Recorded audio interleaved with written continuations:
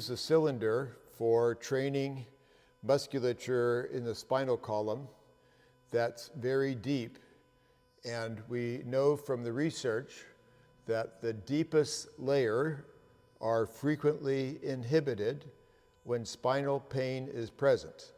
So in light of that, we have the patient non-weight bearing, but their balance is going to be challenged by the fact that they're lying on this cylinder that is underneath the chin, all the way underneath both the sternum and pubic bone, and then the feet are going to be together, big toes touching. In this position, we also have the cervical spine in mid-range where there's a slight cervical lordosis, and that the forehead and the chin are presently resting on the edge of the block that I have built up here, and then the chin is resting on the cylinder edge. The lips are off the edge of the cylinder.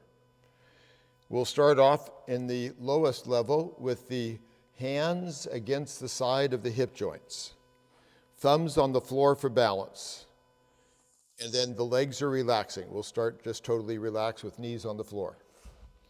Okay, so then we would say, okay, let's get ready. Lock the knees straight, put the big toes together.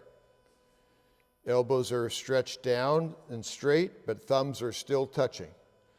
Then you engage the glutes without moving the pelvis. Try that again. So engage the glutes without moving the pelvis. And then as soon as she does that, all of this gluteal musculature serves as the foundation for the spinal column when we are vertical. So spinal muscles are working now for sure. Now the next thing that's going to happen is her thumbs are going to leave the floor, but the hand will continue to maintain contact to the side of the pelvis and hip. And this is done very slowly so that the deep muscles that are preventing her from rolling off the cylinder left or right can engage.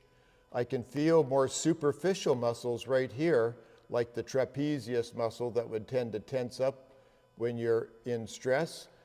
Those muscles are staying relaxed with her shoulder blade away from her earlobe almost maximally. The next thing that we do is we unweight the chin and the forehead enough that the bone of the mandible and the frontal bone on the forehead are not bearing weight, but the skin covering both those bones is still in contact with the edge of the cylinder and the forehead on the towel.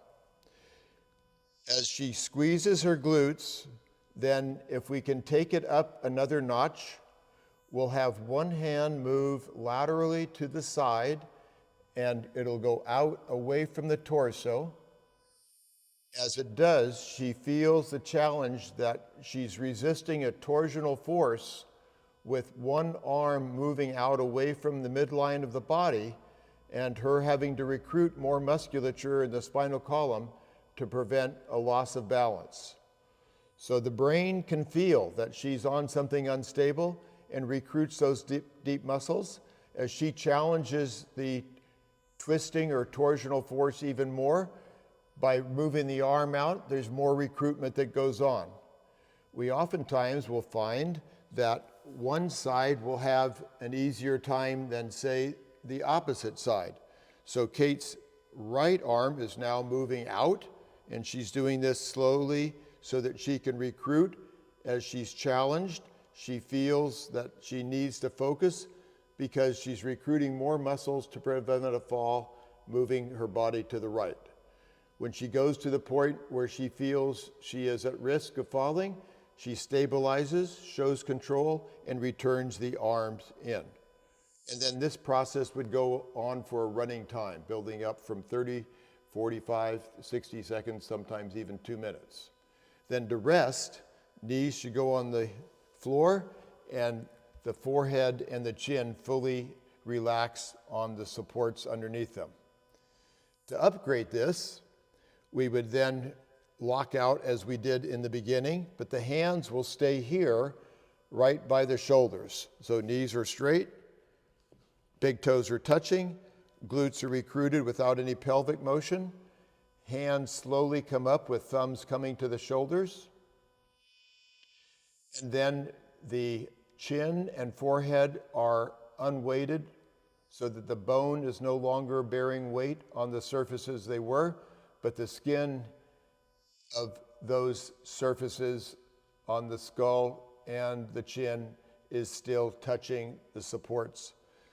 And then her left arm would go out all by itself, so she challenges her balance in a higher level than when her arms were at her side. As she goes out, she feels the elbow and the hand both move away from the rib cage. When she feels she's reached her max point of balance, she would then bring both the hand and the elbow in to clinch against her rib cage, and then do the same thing on the opposite side. We're not interested in repetition on either one of these exercises as much as we are focused on time, because we're working for postural muscles to develop endurance to hold this mid-range posture.